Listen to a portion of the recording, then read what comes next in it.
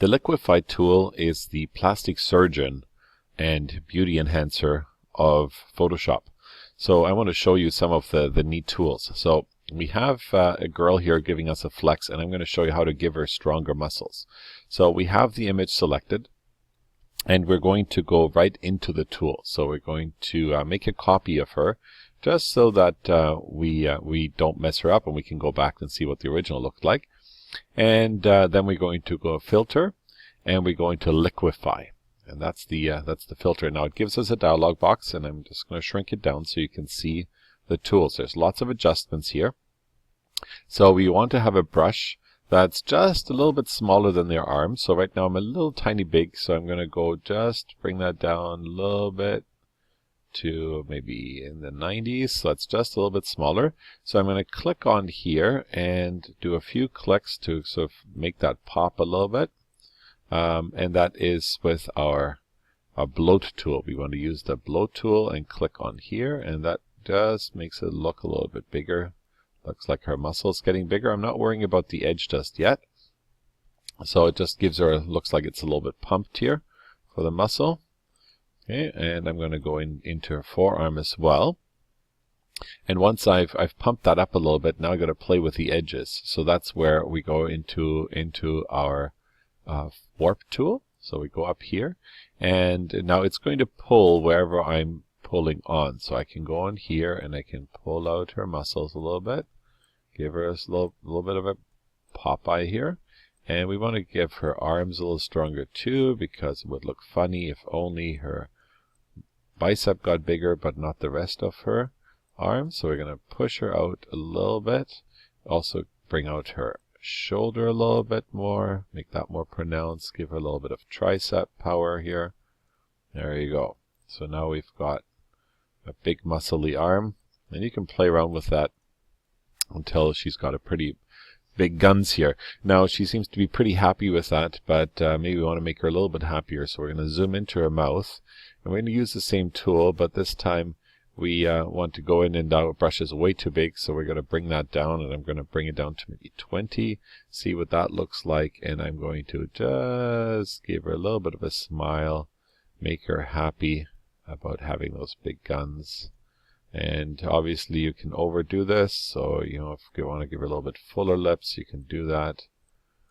Alright, so you can give her a little bit more of a cupid bow, whatever you want to do, and I don't want to spend too much time on it, but it gives you the idea. So now if I click OK, so now we've got her changed image from the original, so you can see the difference right here.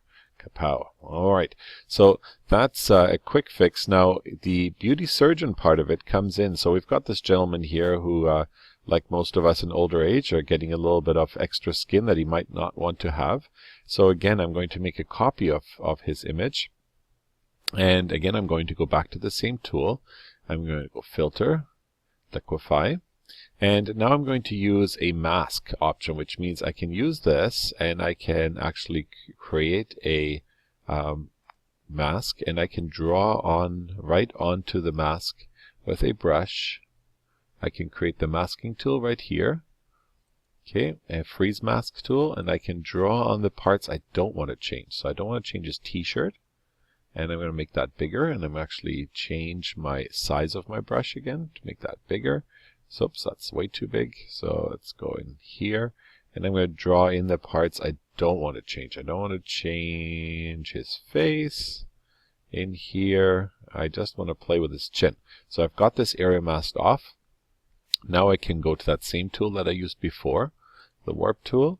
And now if I go in here and I push, I can pull in his neck and push up his chin without changing anything else in his image and give him a younger looking kind of neck. So that's all I need for the filter there.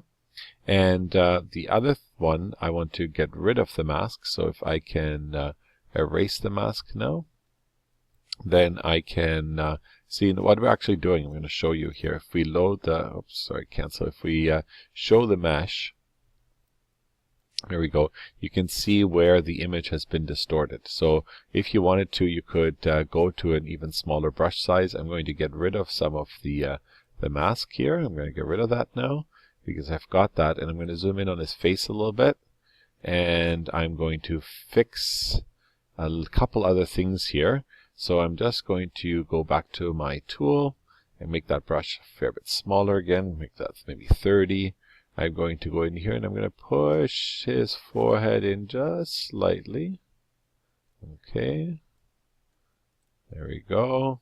Bring that in, give him a little bit less of a forehead here, and pull his chin out again a little bit, and there we go. That's all I'm going to do.